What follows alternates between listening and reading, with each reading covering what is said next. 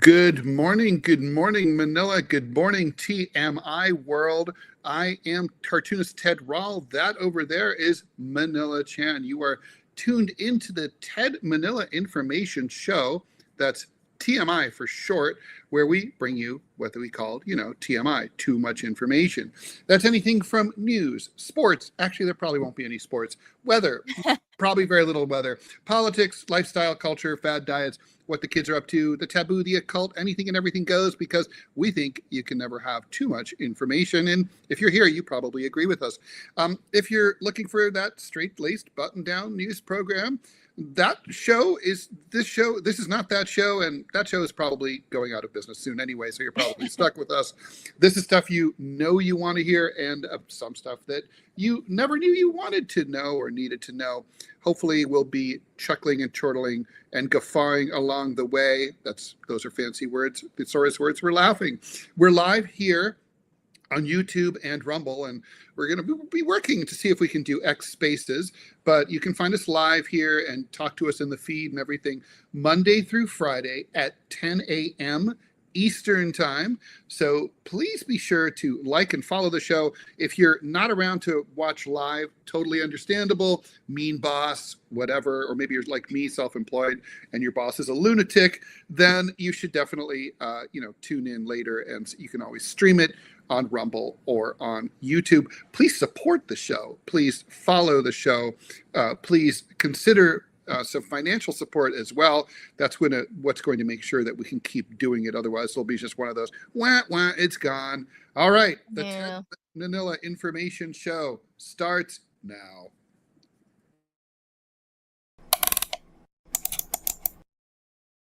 Okay, I'm warming up to that.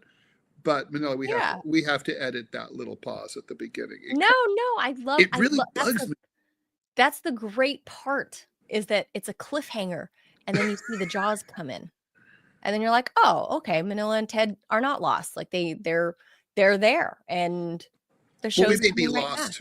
We might be lost metaphysically, but in other ways. We're lost in America. Like the Charles. What was his name? Charles Brooks. Albert Brooks. Albert Brooks. I think that's his first movie, and it's really good. Anyway. Well, speaking of first, that lady. Let me go back to her. Right. Well, not that lady. This lady. That's Susan Wiles. President-elect Donald Trump has announced that lady, Susie or Susan Wiles, one of his two campaign managers. She is going to become the chief of staff, entrusting a top position to a political operative who helped this Republican, I guess. I feel like that's not even an appropriate political brand for Trump to call him a Republican, but I guess technically that's what he is. She helped propel him into office. So this appointment was the first of what's expected to be a flurry of staffing announcements as Trump prepares for a return to the White House on January 20th. As gatekeeper to the president, the chief of staff manages the White House staff, organizes the president's time and schedule, gatekeeper, and maintains contact with other government departments and lawmakers. With the low-key Ms. Wiles, she's 67, by the way, she will be the first woman to serve as the White House chief of staff, because Trump hates women. So he's going to put her in this position of power. This is the job Rahm Emanuel used to have. It's a job that's famously thankless, very difficult. Yes. And basically you wear a lot of hats, really. And you're the gatekeeper to the president of the United States. Everybody who's even the vice president's trying to get in to see the pres, you're the person who's deciding whether or not you get in and how long you get and all that. And this person, you can really say literally they're kind of making policy in a backwards way, because they're deciding who gets in to pitch their access control. So it's a quiet job. Very few people know that, if you asked people at gunpoint, name 3 former chiefs of staff, I bet 95% of people who follow politics couldn't answer that question. It's not it's a low profile. I think if you're in journalism, the comparison is managing editor.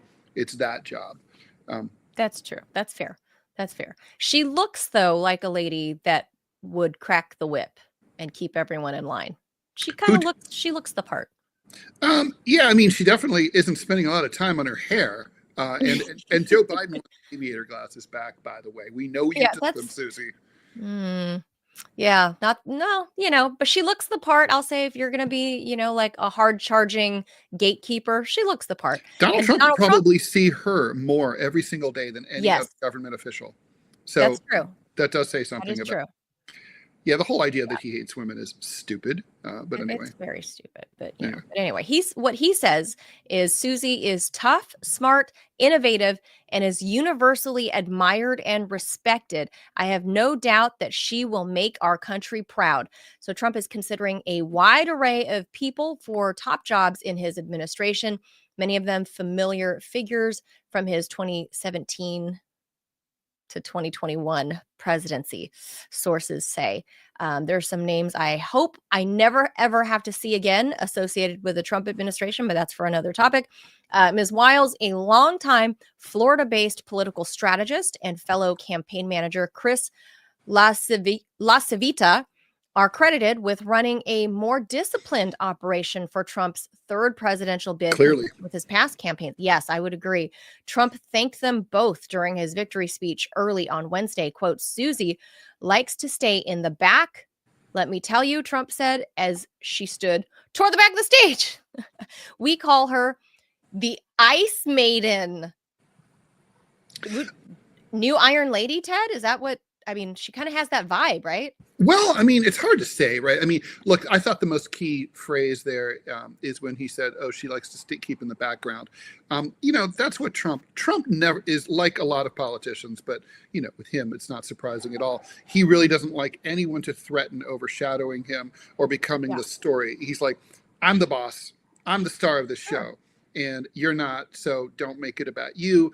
And he tends to reward people who know their place, do their job, and plug away, and that's it. Fair. Yeah, I think that's fair.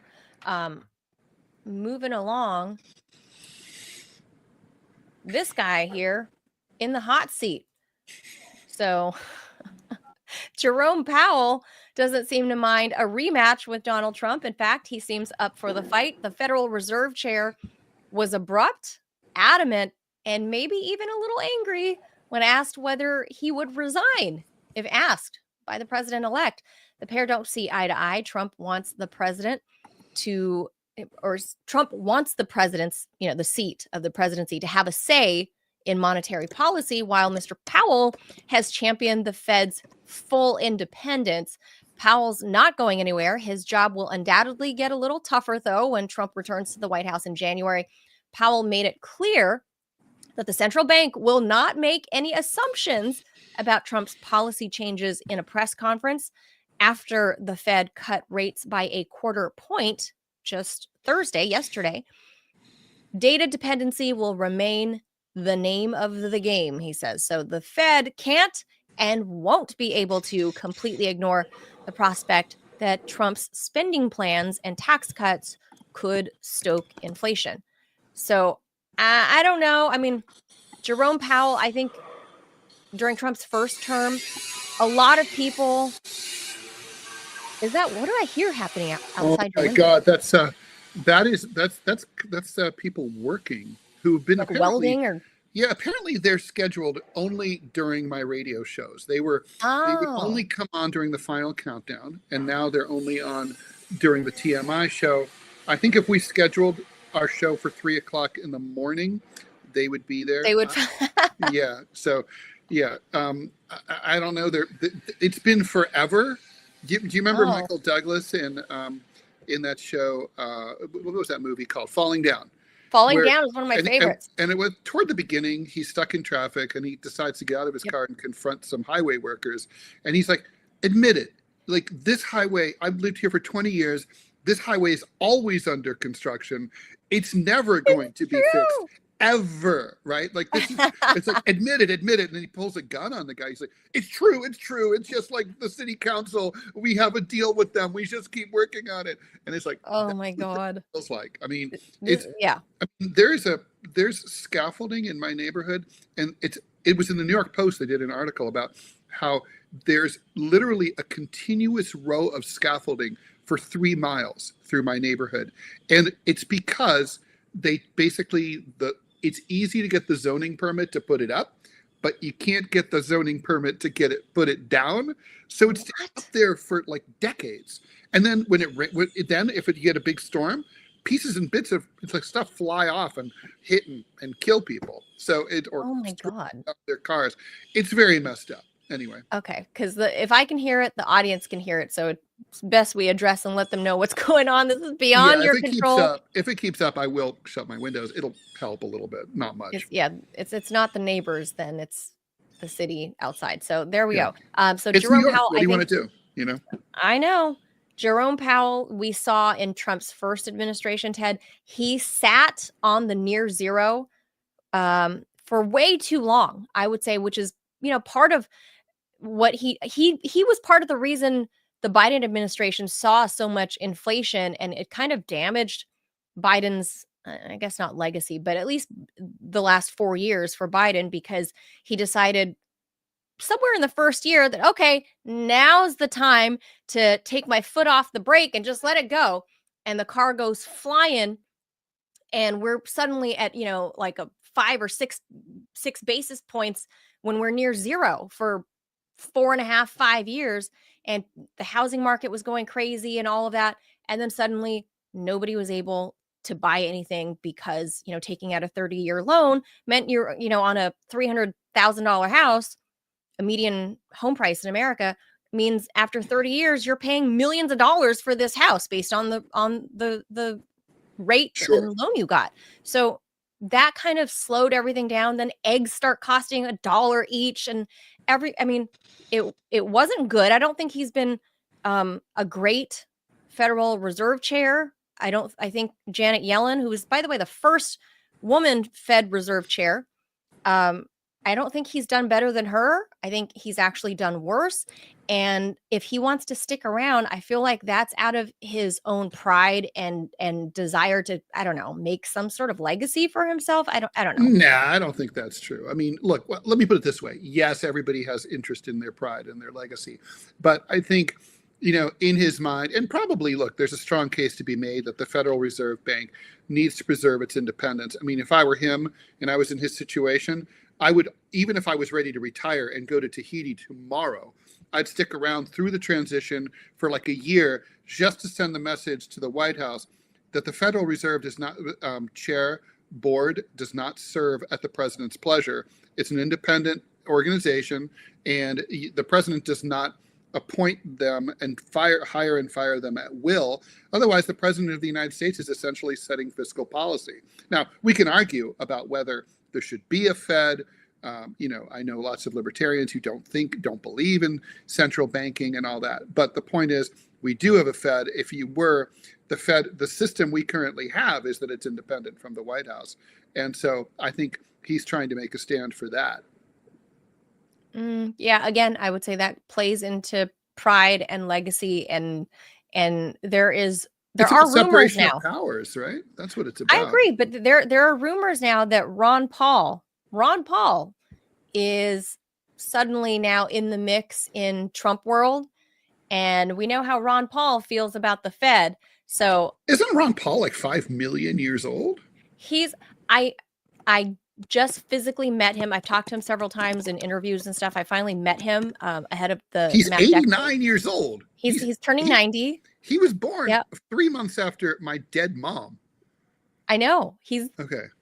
Sharp as a tack, in real sharp, not like he's Joe Biden sharp. He can't be the Federal Reserve Chairman. Sorry. No, he's not. I'm not saying he's going to be the Federal Reserve Chair, but I'm saying that he's now in Trump world, and in my wildest dreams, that I think Ron Paul could or would be the Federal Reserve Chair, which would be funny because then he would just dismantle the entire thing. Well, if he lives long enough, I mean, if he doesn't die like the next day, I mean, Oh, he's so cute and he's so sweet 89 and years so old. No, smart. that's not going to be the case. Are you kidding? The It's U.S. not gonna happen, but The signal it would send to international financial markets. I mean, goodbye U.S. dollar, right? I mean, are you kidding? Like, no way. Can't be Ron Paul.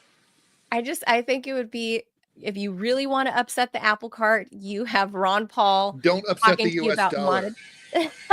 That's like fiscal insane. monetary policy. Ted, there's no coming back for the US dollar. I don't care who's in office.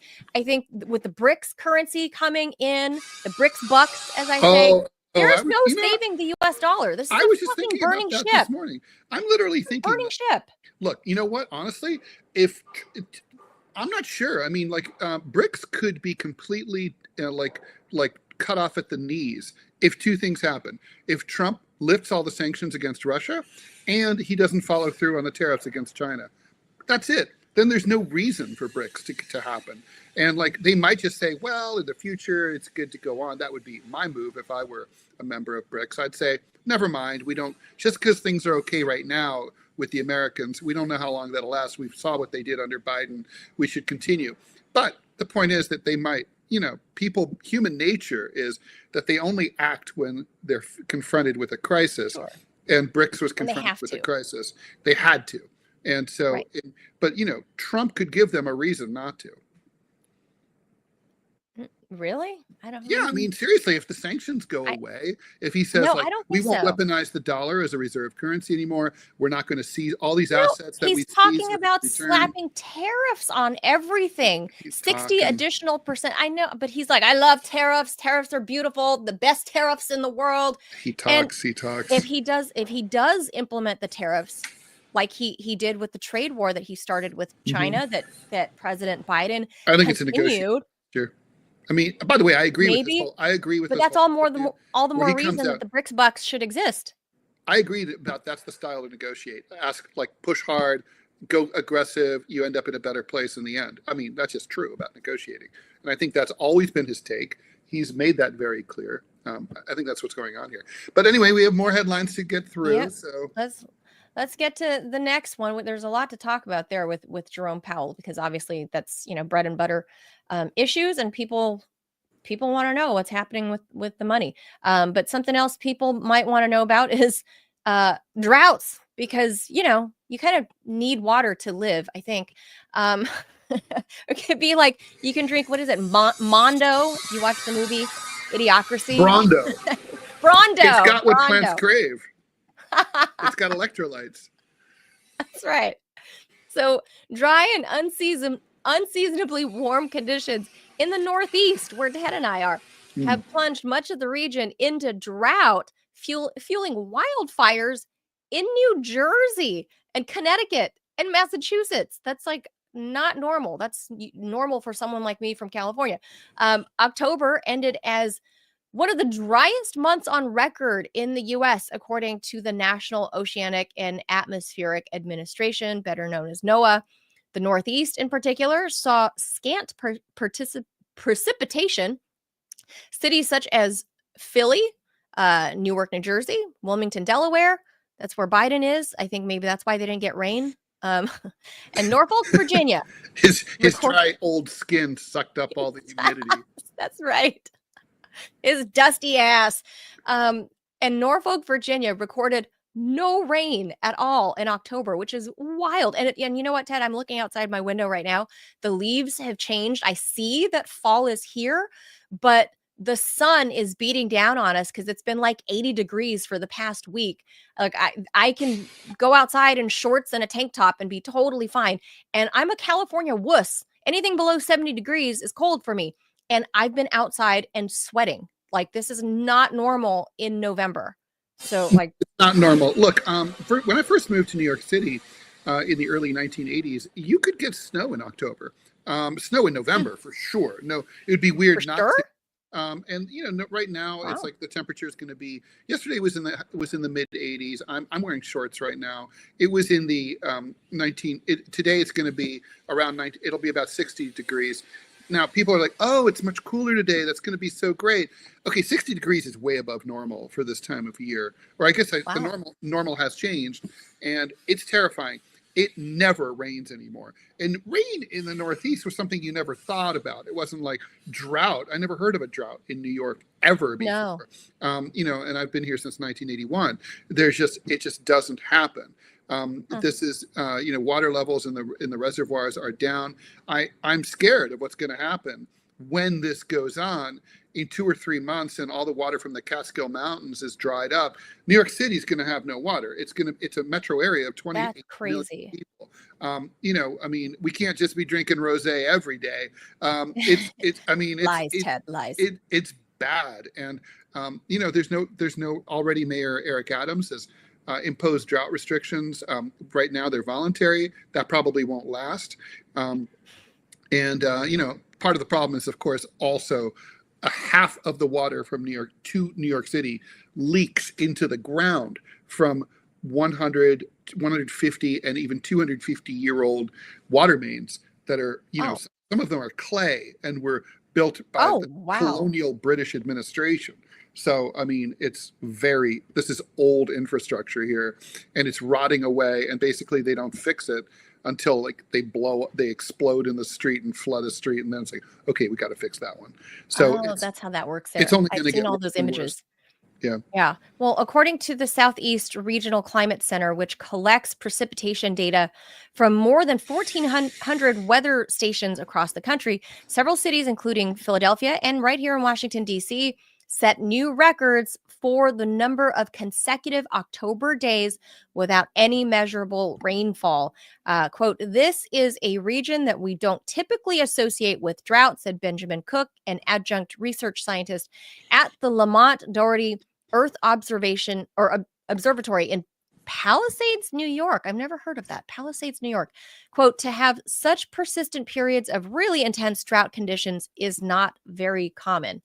Yeah, I would concur. I don't know where that place is, but yeah, it doesn't sound very normal. So yeah, it's just north of New York. It's just north of New York City. I mean, this is like it's really scary. I mean, is that what this looks like now? Like north of honestly, you know what it looks like? I've lived in California and spent a lot of time in California. As you're from California, it feels like California. It feels like a Mediterranean climate now. All the time. I mean, it's like every day. So it's not swamp fast anymore in the summer. Like you don't get swampy. Oh, yeah, we get that whenever we get like the hurricane air coming up from the Gulf. You know, the same thing you guys get there in DC. But it's like, it's you know, it's kind of like beautiful. And you know, I've always said that that humanity and Americans in particular would definitely have taken climate change far more seriously and treated it like an emergency and got rid of their SUVs if the temperature had been going the other way around. If we were going colder, we'd be like, screw this, we have to act, this is terrifying. You know, it's like it's the tundra. But because everyone likes warm weather. People like warm weather, and especially the people in power are old. They really like warm weather, right? So I think that's my take. That's my theory. I'm sticking to it. That's a pretty fair assessment. Yeah, if it went the other way, it was cold, people would be like, what the hell is going on here? Why are we freezing over? Fuck this. Yeah. Fuck this. But no one really cares. They don't really think it's a problem. You know, snowbirds, you know, there goes the snowbird industry, I suppose, Ted. Yeah, well, and the ski industry. I mean, it's really like all skiing in the Northeast now is artificial snow, all of it. Yeah. Well, yeah. Look, there were ski resorts in northern New Jersey, you know? Oh, I never knew that. Okay, I see our guest is here. By the way, looks like we're back on Rumble, so that's good. Oh, good. The Rumble, we should address that. So the Rumble feed was having issues. We couldn't get the live video going, even though the show was actually going. I'm trying to get the feed. I can't see the feed though on Rumble. So YouTube it is, I suppose. For this. Well, maybe it might take a little while to. Yeah. Anyway, YouTube is still, YouTube is going. Yeah, YouTube is there. YouTube is there, so you guys can go there to at the TM Info Show on YouTube. We've got a couple more articles, a couple more news stories to hit before we bring in Rob. So we should hurry up and do those. Yeah. So all right, what you're looking at there The UN Human Rights Office has just reported that nearly 70% of the fatalities it has verified in the Gaza war are women and children, and condemned what it called a systematic violation of the fundamental principles of international humanitarian law. The UN tally since the start of the war, in which Israel's military is fighting Hamas militants, includes only fatalities it has managed to verify with 3 sources. Counting continues. The 8,119 victims verified is a much lower number than the toll of over 43,000 provided by the Palestinian health authorities for this now 13-month-old war. The UN breakdown of the victims' age and gender backs the Palestinian assertion that women and children represent the largest portion of those killed in the war. So now that's proven accurate. Women and children, 70% of the war dead. This finding indicates, quote, a systematic violation of the fundamental principles of international humanitarian law, including distinction and proportionality, the UN Rights Office said in a statement accompanying the 32-page report. So I think anybody that has even, skimmed over any of the video footage, I mean, how can you miss it if you're on social media at all? I think it's fair, just from, as my old editor would say, just taking a quick squiz of what's happening in the war, you already know instantly that it's mostly women and children. So, and proportionality is an important principle that has been lost in the debate over the war in Gaza over the last year or so, right? I mean, one of the people who defend what the IDF is doing keeps saying, well, Israel has a right to defend itself, and no one sane disagrees with that. And, it's kind of like, okay, well, but what constitutes defense? I mean, it's kind of like almost like in, people who have borderline personality disorder will say, well, I was triggered. This person did something, so I responded. Well, that's true, maybe, but you choose how to respond. And then there's some responses that are insufficient, others that are, Goldilocks, just right, and others that go too far. And clearly, this is a war of retribution. And it is, even Yoav Gallant has said at this point, this is part of the reason he was dismissed, is he told Prime Minister Netanyahu, this war has gone, there's no reason to be in Gaza anymore. We've achieved all our military objectives. We need to pull out of the Philadelphia corridor. And, that's obviously, there's other things at work here in terms of domestic Israeli politics that are affecting this whole situation. Yeah. We'll leave that there. We'll move on to our next topic. Big old boats. The SS United States, that's what you're looking at there, was once the fastest ocean liner on the planet, if you can imagine, crossing the Atlantic Ocean eastbound in 3 days and 10 hours back in 1952. The rusting, famed vessel will be heading to its final resting place next week at the bottom of the Gulf of Mexico, because that sounds really great for the environment, Ted. Great. Well, they do that all the time. I know. They think they make reefs. I know. Efforts to save and restore the SS United States ran aground after a $800,000 back rent dispute with the pier's landlord in Philadelphia. The SS United States Conservatory sold the ship to Okaloosa County in Florida's Panhandle for $10 million in October, according to WPVI. The ocean liner will be transformed into the world's largest artificial reef, meant to serve as a tourist attraction for divers to visit in Destin, Fort Walton Beach, Florida. The site will also feature a land-based museum and visitor center to honor the ship's history. This will also involve the SS United States leaving Philly for the first time in over 30 years. It'll take 2 weeks for this ocean liner for her to be towed all the way to Mobile, Alabama, where she will be prepared to be sunk. All types of vehicles have been put out to pasture as artificial reefs over where Ted is. The New York City subway sent over 1,000 retired Brightliner cars to multiple areas off the Atlantic coast. However, many of the cars began to disintegrate after only a few months. Hopefully, the SS United States will last longer. So I have mixed feelings about that, Ted. I just feel like putting this giant ship or the train cars from the subway into the ocean. These are man-made. A lot of this stuff is man-made materials. It's got chemicals in it.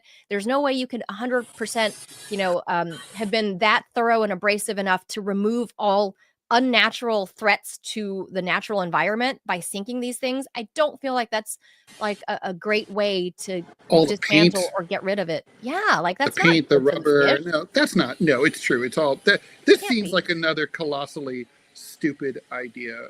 It's dumb. And I mean, the train. You're right. The subway cars was the same sort of situation. It's weird. I mean, honestly, I look at that and I'm like thinking that thing would have made an awesome like nightclub or hotel, right? Some old Yeah. cruise ships have been turned into hotels.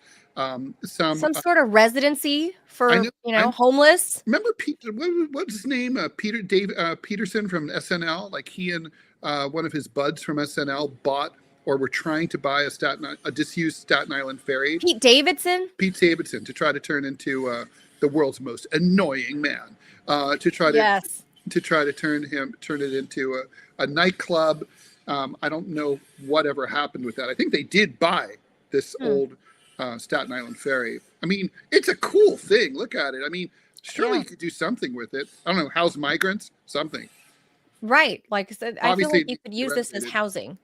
It could be renovated, but whatever. It could be, but somehow they were backed $800K on leasing their. Send the Israelis pure $800,000 less money and just like, all right. I know. There's a waste. We should bring in our guest.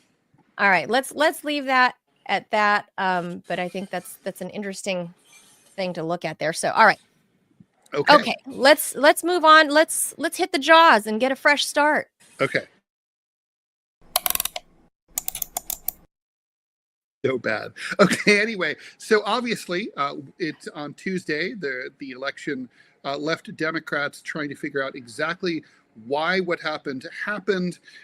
Yesterday, we had a conservative on to talk about it. Former co-host Angie Wong of the Final Countdown. Today, we bring in someone from the left side of the aisle. My good friend and colleague, Rob Rogers. He's the former editorial cartoonist of the Pittsburgh Press and the Pittsburgh Post-Gazette. He's twice been a finalist for the Pulitzer Prize for editorial cartooning.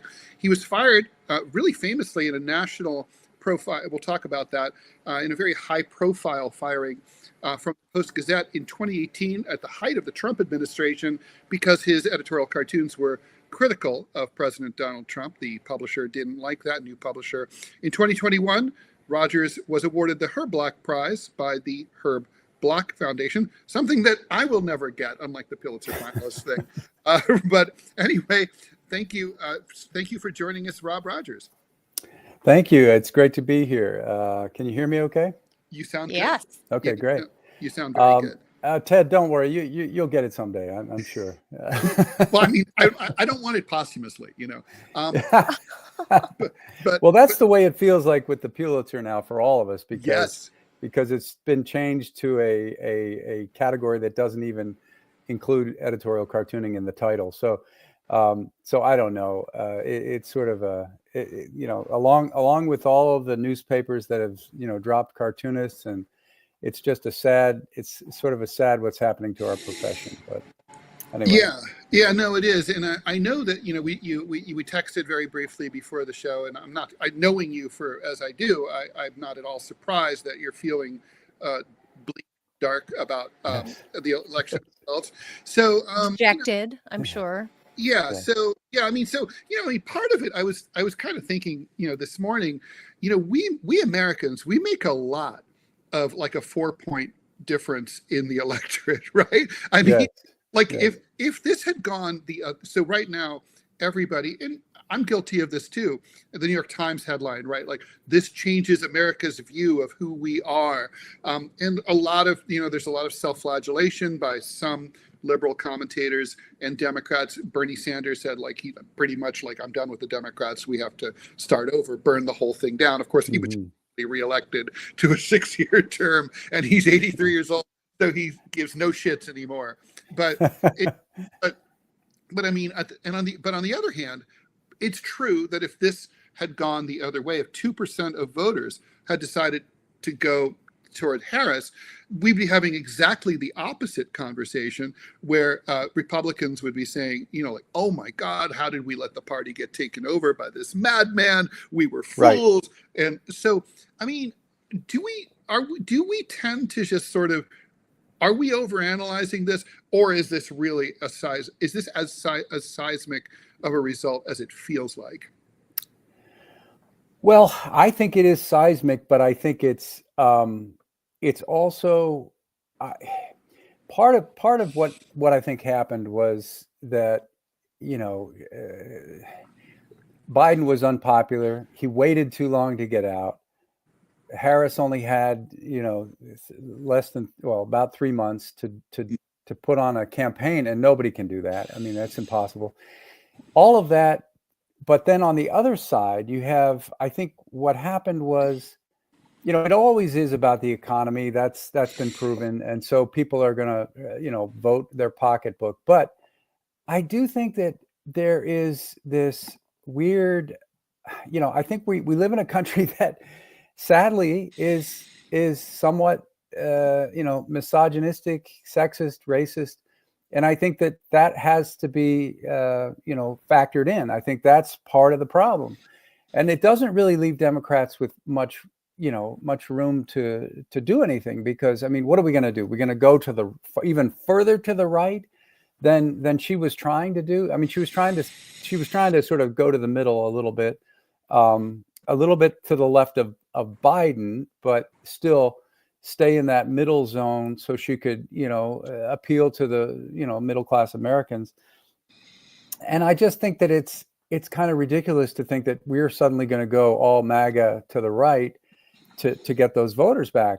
I think something is happening to the country that we're just not seeing. And it may take some sort of monumental shift or you know, downturn in the economy, or in, you know, going to war or something that wakes people up to the fact that this is not the right track. You know, whether you agreed with, you know, all of Biden's policies or Harris's policies, the idea that we just suddenly elected a guy who wants to be a fascist and has said so on many occasions, and all of the things he's promising to do are those of a fascist. And I just think that it's going to be a very dangerous time right now, and it'll be, you know, it's too soon to, you know, make predictions. Well, I guess you can make predictions, but that's what we're here for. It's too soon to know how far he will actually go with all of his, you know, all of his retribution, as you put it. As you put it, you said that about Israel, but it's also true about Trump. I mean, that's what he wants to do. So yeah, I think, I mean, but as far as the Democratic Party, I don't know what the answer is. I mean, there's been a lot of this, you know, Monday morning quarterbacking, and people are saying, well, it all started, you know, I heard one guy say, well, it all started when Biden was in that debate and he said, I'm going to pick a woman, an African-American woman for my vice president. And people said he boxed himself in at that point. And I agree with that. You know, and then it's all downhill from there. I think what probably would have been the solution, you know, and again, this is Monday morning, but you know, he should have gotten out. He should have said, as soon as he was, you know, elected, or 2 years in, he should have said, I'm not running again. Like, you know, what's his name did? I'm blanking on his name. LBJ. LBJ. Thank you. Yeah. Like he did. And just say, you know, let's start the process. And then it would have been a more organic process. You would have gotten to know people. A campaign would have happened. You would have had a primary. You would have had different candidates running. And if Harris had still been the candidate, at least it would have been more educational for the voters, and it would have been a different kind of process. And she'd be battle tested. Right. I mean, and I think that was one of the problems, is that she was battle tested, but then as far as a presidential run, she wasn't, because she got out early. She didn't do very well. So I think that was a problem. And then, I mean, you can nitpick with Rob, how can I pause you right there Sure, for just go a ahead. second? I mean, it sounds like you're kind of alluding to the idea that had Biden walked away sooner, that the DNC could have, put forth a real, actual primary where people could have, voted, who they liked, and at least they would have ponied up people that the public liked, at least, like a weather vane, we would know. But because that wasn't the case, do you think it's right or fair of the party to now go out and start finger pointing and trying to, say, well, it's the fault of the Latinos, it's the fault of this group or that group, rather than saying, well, look, we put up a candidate that, didn't actually win a primary. We didn't go through, even if it was like a mad dash for a short, truncated process. If they had done that, maybe some more introspection. Why isn't the party doing that at this point, like they did after the Biden-Trump debate just a few months ago that led to Biden stepping down? They had a lot of introspection immediately, I mean, before Biden got off the stage, but there was none of that this time. Well, I think partly it's because they're still in mourning, and it's been a shock, and I think there's going to be a lot of introspection going on. I know that certainly Democrats, I mean, liberals in the punditry are certainly doing that, but yeah, as far as the Democratic Party, I mean, I think you have some Biden people that are they're fighting with blaming, the Harris yeah, they're fighting with the Harris people and blaming them, but no, I think the Democrats, much like the Republicans were after, I guess it was Romney, we have to really do a deep dive and say, hey, we got trounced, and this is not working, whatever it is we're doing. Can I ask you about what the Liz Cheney thing? Like, so even if you follow the logic of, okay, we're trying to chase these anti-Trump Republicans, right. Liz Cheney doesn't get you any anti-Trump Republicans. It literally seemed like an unforced error. Like, you made your BFF this person who's maybe the least popular human being on planet Earth, and now, like, it's not getting you anything. Like, there's, it's alienating your progressive base. We now know that between 10 and 15 million progressive voters they sat on the go. Yeah. Deliberately, people who normally vote. That's amazing to me. I mean, Hillary Clinton lost because between 3 and 4 million progressive voters didn't show up for her. This is many factors worse. I mean, and this campaign really seemed to run, I mean, it's so parallel to Hillary Clinton. And I know that Kamala had Hillary on speed dial throughout the entire process. I don't know why, considering that Hillary lost. I'd have Obama on speed dial if it were me. But, it's what, I mean, they were chasing a chimera, right? I mean, there aren't anti-Trump Republicans anymore. I don't think that's true. I mean, I think you're saying they don't call themselves Republicans anymore. Is that what you're saying? Well, I'm just saying anti-Trump Republicans don't vote. They're still not going to vote Democratic. They're culturally Republican, so they'd rather not vote at all than vote for Harris. And I don't want to, by the way, I don't want to gloss over what you said about sexism and misogyny. I always think about Barbara Jordan, the late great congresswoman from Texas who made herself famous during the Watergate hearings. She was Black, and she always said it was much harder to be a woman candidate than to be a Black candidate in the United States. I'm really interested in the misogyny sexism angle more than the race angle. We already had Barack Obama as president. He successfully reelected, still popular. We're kind of, I mean, you know, yes, he wasn't a descendant of slaves, but I feel like the friction has been kind of removed there. I think, you know, but the whole birther thing and the whole racism against Obama was kind of what birthed Trump. You know, I mean, that is, and the MAGA movement. I mean, so even with Obama in there, I think that pissed a lot of people off. It did. And the Tea Party. And so that's where we are. But no, I think you're right. It is more about sexism at this point, because really, I mean, that's two in a row that Trump has beaten, and his, in my mind, his reputation with women is just horrific. So you should look at him and say, no, you know, well, could a better female have won, like Elizabeth Warren or someone like that? Amy Klobuchar.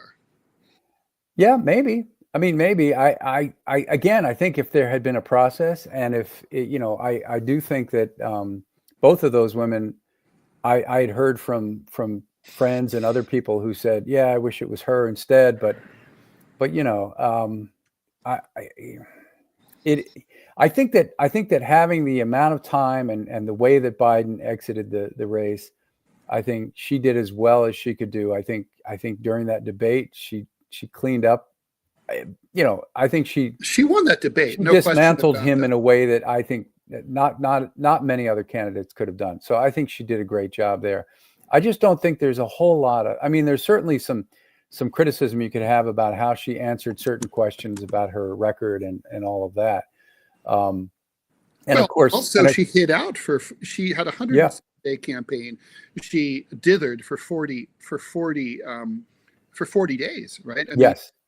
We didn't see her. I mean, time was one thing, a luxury she did not have to waste. Mm-hmm.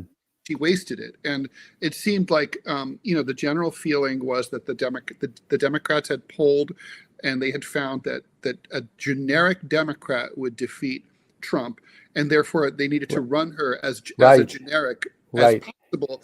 And that was the fatal flaw of the campaign, because it became I said this about a month ago, this is fixing to be a devil you know versus a devil you don't know campaign. And Donald Trump's definitely a devil, and we definitely know him. And the idea, I think at a certain point, even low intensity voters looked at all the messaging coming out of the Harris campaign about J6 and all that. It's like, we know all that, okay? We don't need to be, everybody's made up their mind about Donald Trump. Enough about him. What we want to know is we want to know about you, who you are, what kind of person you are, what are your policies? And either she couldn't or wouldn't articulate. I mean, every time she appeared in public, I felt like she was a defendant being deposed in a hostile, I totally agree. I think that there were, it was almost as if she was dumbfounded by the question, like, oh, I didn't prepare for this answer. You had so much, you know, are you kidding? Like, people, you're running for president and you don't know that somebody's going to ask you about your opinion back in 2019, you know, about fracking. You need to have an answer for that. And just to say my values haven't changed, that's so political, and that's so what people hate about politicians. And they're weasels. I mean, they just seem slimy when they do that. I mean, all she had to say was, listen, you know, when I came into office, you know, I was working with the president, and we met with a lot of people, and we heard from a lot of Pennsylvanians who make a living at fracking, and we felt like we could help the environment another way without doing that, you know, or you she know, could just generically any of her other answers, you know. She could have just generically said, you know, we you know, like, look, I make no apologies for having held an opinion and then changed my mind about things. If you haven't ever changed your mind about something, there's something wrong with you. And I promise you that I will probably change my mind about other things in the future. Yes. As I get more information. Why is that hard to say? I don't know. But that seemed to be, at least for me, when I first started seeing her. I mean, you know, her rallies were fine. Her, you know, the message about I know Donald Trump. I know his type. That kind of thing, I think, was successful in the beginning. Mm-hmm. But then it was a good start. Yeah, but you really needed to flesh it out more. And also, I mean, I think she did address the economy, but for whatever reasons, it wasn't connecting with people. And so she should have probably changed it up somewhere instead of just repeating the same thing over. I've got, childcare, tax cut. I've got housing, benefits, and price gouging. I'm going to work on that. I mean, it's all fine, but I think she needed to step into that a little harder. And, I couldn't agree more. I mean, one thing that struck me throughout, and of course, you and I have known each other for a long time, so this is maybe just Ted Rall being Ted Rall. I always think that we have radical. By the way, I'm coming to you from the Ted Rall guest room up on the third floor. Also, yeah. so I recognize it. I mean. So I always feel like we have radical problems, and radical problems call for radical solutions. But I think in this cycle, the voters agreed with me. The voters were, basically, she was running against a man who, for better or for worse, was offering sweeping, dramatic language and changes. I'm going to deport all the migrants, right? Yeah. That's going to reduce, only Trump can fix it. Like, big promises. And then going up against that with like incrementalists, like, well, I'll offer some people, not everybody, but some people, first-time buyers, not your second home. If you're second home, you don't get this. And if you're like Armenian American, trans male to female, but not female to male, then you get like an $18,217. It was like, that was just, it was so granular. And I think people were like, kind of like, we're howling in misery out here in like Wisconsin and, and in Michigan. And in Michigan, our brethren in Palestine are being obliterated. And all you have to say is like, Israel has a right to defend itself. It was just like a lot of. That was the other one that just infuriated me was her answer on that. It just, Biden's answer too, when he was, before she even got in the race, when he would just say, we support Israel without question, and then I'm like, but we have leverage. We can save people if we use our leverage. Or at least we could try.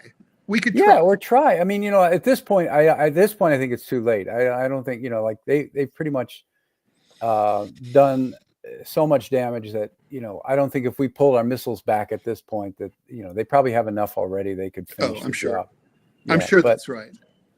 So what happens next? I mean, so Democrats obviously yes, they need to lick their wounds and they need to figure out, but in the meantime, they have to be a minority party in the House, probably in the House, certainly in the Senate.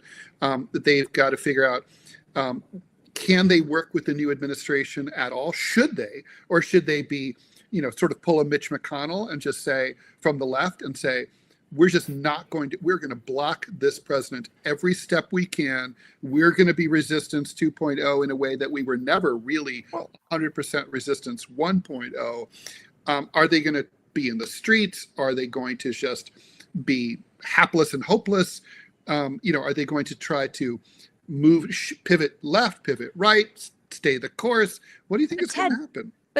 But Ted and Rob, let me just throw this in there, is when we saw the Trump administration 1.0, everybody that lived through that economy saw all the filibustering that was happening in Washington, D.C. Bills were not passed. I think that was the lowest bill count ever in modern American history. And I think Americans can kind of see through that now, especially because the growth of, or the death, I should say, of mainstream media, then juxtaposed against the growth of alternative media. People are realizing, hey, wait, we elected these dummies to Capitol Hill, and all they're doing is filibustering and just trying to drag their feet and not doing anything for the people. I mean, isn't that something to consider now? I mean, it is, but I don't think that people care about that. I mean, look at what happened with the immigration bill. I mean, I agree that it was too late. I mean, it was sort of like a Hail Mary, but the fact that they shot that bill down, even though it was a Republican bill, Nobody cared. Nobody cared. That didn't register with voters. I mean, they saw the commercials. They saw immigrants flowing over the border, to kill us. And that was all they needed, I mean, I think the filibustering stuff is for people that watch, cable news all day long, and I don't think that's going to matter. I think that the Republicans did it, and they still, they did it all through Biden's administration. And look where they are. I mean, they're in the White House again with Trump. Well, I mean, so in terms of ideology, I mean, I feel like the Democrat, well, first of all, we are in the middle of, on foreign policy, we're in the middle of a dramatic political realignment on par with 1928 to 1932, where the more hawkish party has become the Democratic Party. The party, I mean, people who are old enough to remember Vietnam know that it's not like Democrats don't know how to do war, but it's like, it's definitely, it seems like the more skeptical, less militaristic party is the Republican Party now. It's Pat Buchanan's party, really. And I guess the question isn't there like an ideological inconsistency inside the Democratic Party to be kind of willing to deploy military force and engage in proxy wars and basically embrace violence at the same time that domestically you're the party of identity politics, and identity politics is fundamentally about, like, we need to respect and help out historically disadvantaged minorities like women and people of color and trans people and gay people.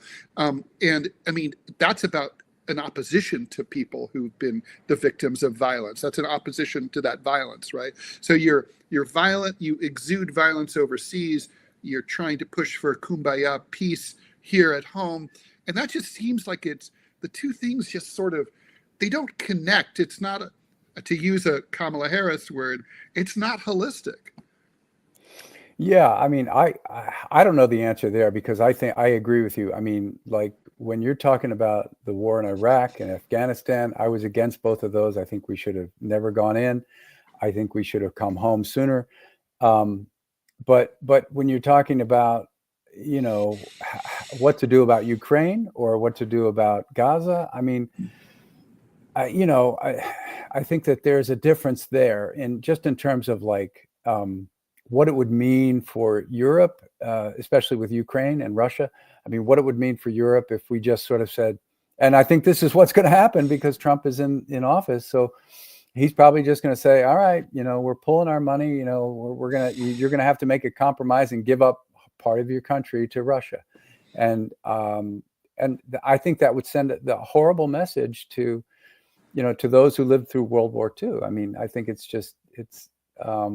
not acceptable. But yes, it is a dichotomy to say, the Democrats are now the war, the hawkish party. I mean, but in a sense, it's more about, I think it's more about that America First stuff that comes across and at all costs, even if it resonates, though. It resonates to me. I mean, I don't know about you, Rob, at all.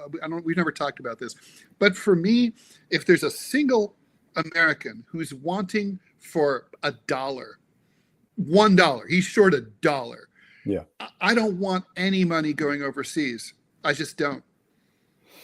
I don't feel the same way. I think that it's more complicated than that. I think that we have a system that is broken in some ways and favors the rich and the poor suffer, and we need to fix that system. But it doesn't mean we need to turn our backs on everyone in the world who is being oppressed. It doesn't mean we need to fix everything either. I mean, we have to be smart about it. But yeah, we're not involved in Sudan, let's say. They're in the brutal. Yeah, and I mean, again, that's kind of like, okay, it's not the, maybe racism has something to do with that, but maybe a little. Yeah, I mean, but I agree with you. I agree with you on the idea that there's a lot that could be changed here that needs to be addressed, but it's sort of like, how long will that take because of our divided government, and does that mean in the meantime that we can't help, other fledgling democracies, around the world. Do you think there's going to be any kind of places that Republicans and Democrats can work together on? I mean, in the recent past, infrastructure has long been considered one of those places. Republicans have long expressed an interest in reforming the criminal justice system to scale down the prison industrial complex, which is expensive and ruinous to communities and families. Are there could Democrats and Republicans maybe figure out something on healthcare? Because Republicans are weak on healthcare in a huge way. They were never able to repeal and replace. Right. Can we point out that Medicare for All seems to have disappeared, just evaporated from the American lexicon the last 5 years, just evaporated. Yeah. So, I mean, are there things that that Democrats, and is it to the disadvantage of Democrats to be seen as helping Trump succeed in any respect? Or would it be better for them to trip him, put a stick in his spokes and watch him fail? I mean, I don't know that we have the the numbers to do that. I mean, I don't know. I mean, they're going to win. I think they're.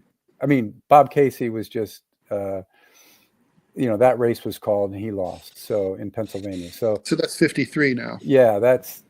I mean, that's I don't 54.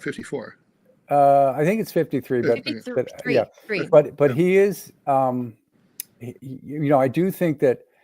I don't think we necessarily have the numbers to do it. And of course, as a human being, my feeling is, screw them. Let's do the same thing they did to the Democrats. But that's obviously not productive and doesn't help us in the long run. I don't know what the answer is, because I don't know that there's anything that we can, unless Trump suddenly wakes up, tomorrow morning and says, you know what, I know it's all about retribution, but in the meantime, I want to have a legacy. So maybe I will pass that bipartisan immigration bill, or I might, do something, with healthcare. But did you hear? I mean, when J.D. Vance said, that Trump helped save Obamacare. I mean, maybe that's what he'll do. Maybe he'll say, I want credit for saving Obamacare, so I'm gonna make it better. I mean, but I doubt it. I just don't see that happening. But yeah, I mean, whenever there's a way to compromise on something, I mean, I think it moves the country forward. I do. And so if there are reasonable things that the Democrats can compromise on with the Republicans, then sure. But I have a feeling we're going to see a slew of bills that are, anti-trans, anti-immigrant, anything progressive. So I think it's not going to be good. Rob, what do you think? And we'll let you go after this. I mean, are you really? You said you've expressed in the past concerns that, Trump is an authoritarian, maybe a fascist. Democracy was really I don't think from reading your work, which I do, I always read your work, that it's an exaggeration to say that you really believed that democracy was in danger under a second Trump restoration. Do you still believe that? And if so, how exactly would it go down? I mean, I think about I'm a student of the rise of Hitlerism. He came to power electorally, and he was legitimately appointed by the president, Hindenburg, and he became prime minister, formed a government. But right away, within 6 to 12 months, he started moving to acquire absolute power over all the machinery of government. By 1934, it was pretty much done. How would it look here? Because we have so many checks and balances. You have divided government. You have a deep state infrastructure. You have the courts, and then of course the media and all. There's lots. The media is his enemy. So I mean, what? I don't think it. I don't think it would be overnight. I think it would be a slow degradation. But I think that if you have even one of those branches of government that doesn't check the other, like the courts, for instance, you mentioned the courts. I mean, he's put so many judges on courts now, including the Supreme Court, as we've seen, that what really are the checks and balances. And he's also been given a free pass to do any crimes he wants to do now from the Supreme Court. All the little stuff just went poof. Yeah, yeah. All of his other trials are gone, and he can start to do new things. I mean, he can. I mean, he joked about putting Liz Cheney in front of a firing squad. What's to say? I got to push back on that one. That's not at all what he said. It's what he said was, say, let's put her. Yeah, what he said was, you like war so much, let's put you in a war and see how you like it, basically. Right. Oh, okay. All right. But the gist of it was, let's point 9 guns at your face and see how you like it. I mean, that to me is a firing squad. But no, but I mean, he wasn't saying he wasn't issuing a death threat to Liz Cheney. That's my whole point. Is that's what how Joe Scarborough and Mika Brzezinski characterized it, but that if you listen to what he actually said was, he used it as an example to say, if you point guns at anybody's face, let's see how they feel about it. So you can replace Liz Cheney's name. It was part of a rant. Anybody, really. It was also a rant where he talked about people in climate-controlled offices in Washington sending basically in your ivory tower out to be killed. Okay. And how easy it was. I only heard the isolated clip, and so I don't know what the full thing was. But I did hear him also say that you can shoot through the press, and I wouldn't have a problem with that. So that's not cool. Yeah, I mean, he's basically saying it's okay. Well, he says lots of things that are not shoot cool. The press. So yeah, I mean, I think there's so many things that he said, and then some of them it's just a matter of whether he will act on any of these and how soon. And Rob, we have a viewer question for you. Sure. They're asking how Democrats define democracy. What is democracy to a Democrat? Well, I mean, I can't speak for all Democrats, but yes, today that's your position. You have to now. Well, I guess I could make it a personal thing for me. As a quasi journalist and cartoonist, we all depend on free speech and the ability to criticize those in power. So democracy is, to me, that's a benchmark of it, that you can do that and not feel like you're going to be punished or go to jail. And I also think that just when all three branches are checking each other, and there's some sort of legal and ethical accountability, and I think that it just means that we maintain our freedoms as Americans, and I don't know how else to put it, but that's what I think is definitely in jeopardy. At least one Democrat's definition there. Right. And also it's if you look at an autocracy, for instance, I mean, that's what Trump keeps talking about. He wants to be able to punish people that disagree with him. He wants to be able to have all of his generals do exactly what he wants at all times. That's not a democracy. Wait, I want to push back on that. Isn't it, though? I mean, civilian control of the military is a fundamental basis of the American system. It always has been.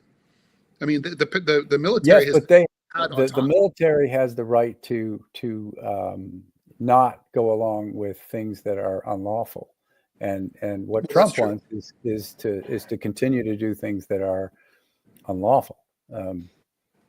But yeah.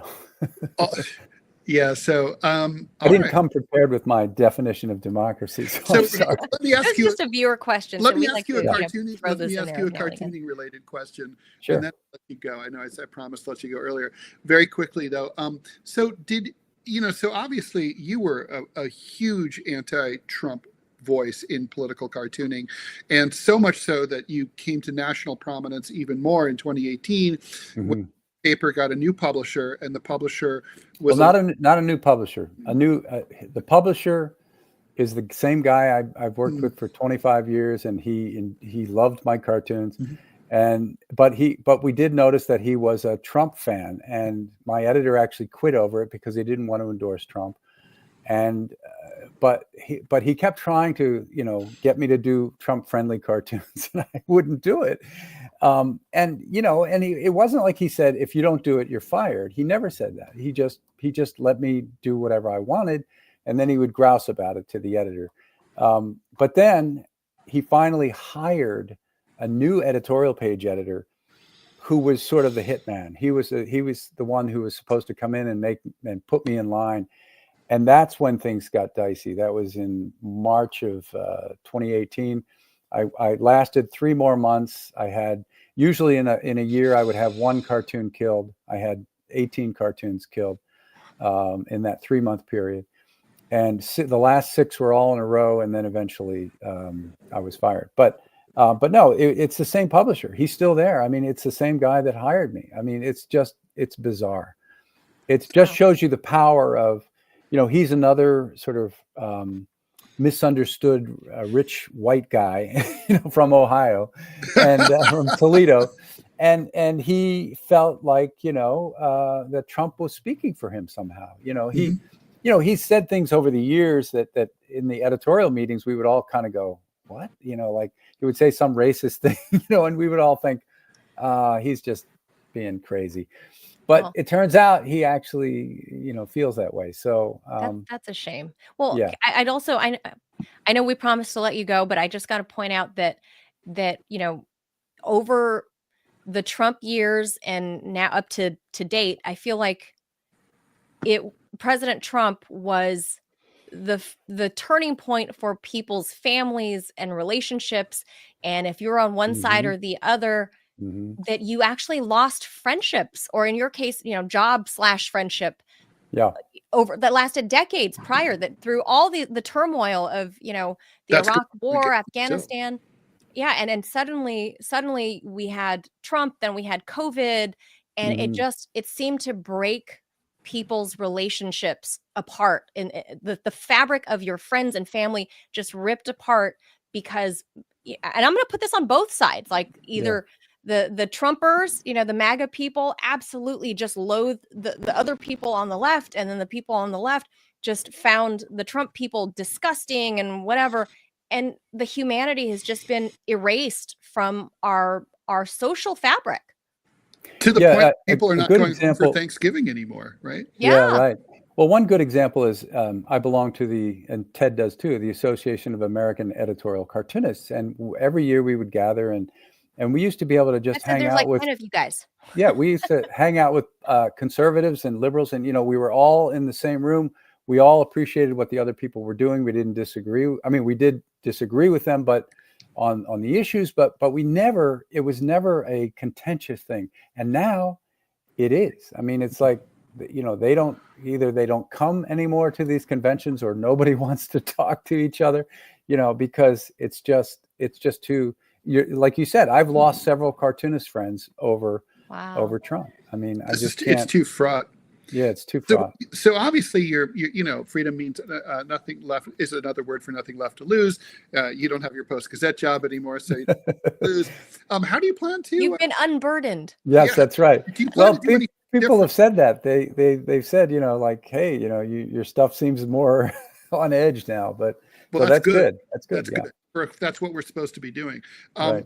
Rob, do you plan to do it? You just keep on keeping on, or do you think you might have a different approach? Like you have to come after Trump harder, or is it more about his supporters, or is it about maybe, I don't know. I mean, I'm still reeling a bit from the whole election, and I'm doing my post-election cartoons, and so I'm thinking more about that. I haven't really thought about, what's next, but I mean.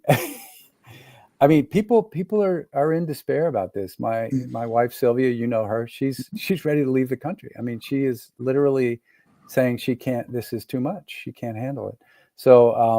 So that might be my next move, is to go to France and draw from there. You'll be eating better anyway. Yeah, that's right.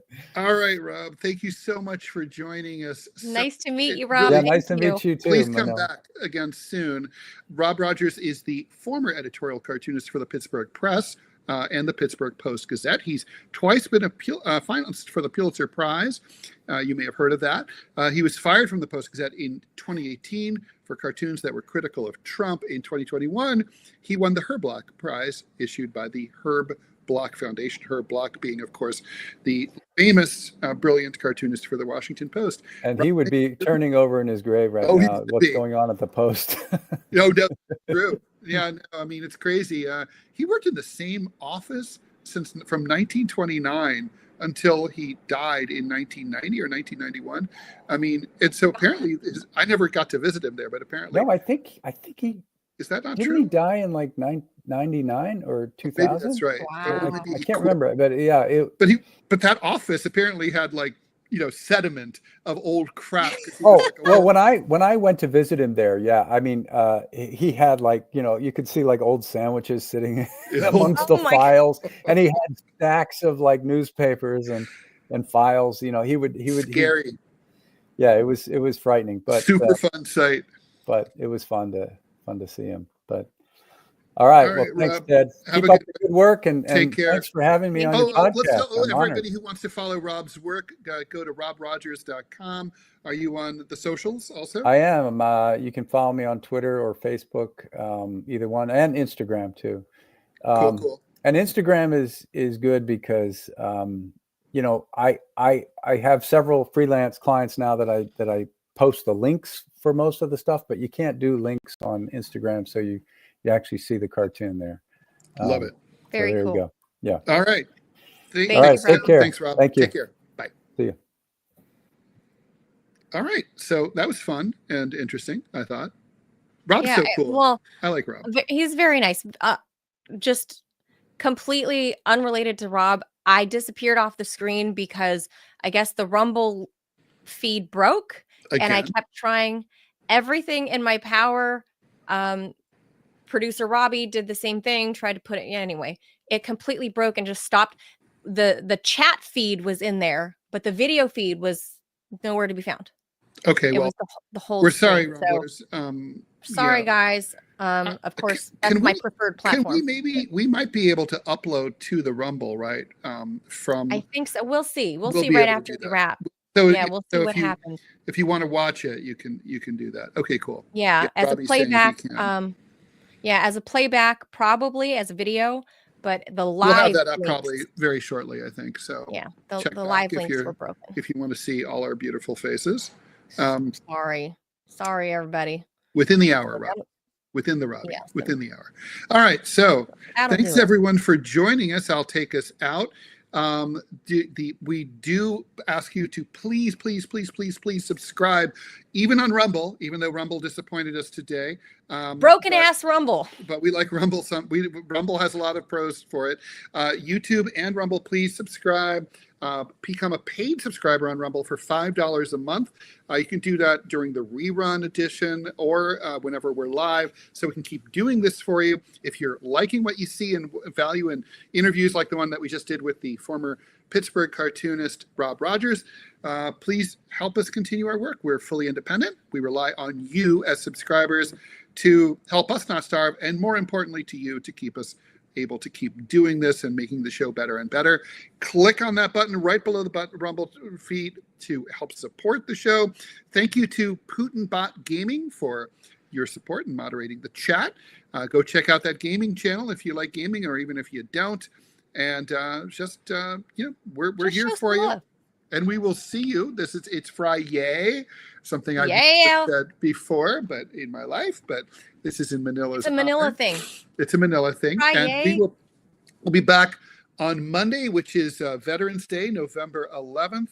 11/11 on 11/11/24. So we'll be on the air on the anniversary of the armistice of World War I, which was famously at 11 o'clock in the morning at 11 minutes after on 11/11. It was 11/11/11/11/11/11/11. Oh, I never knew that. Very strange. Very cool.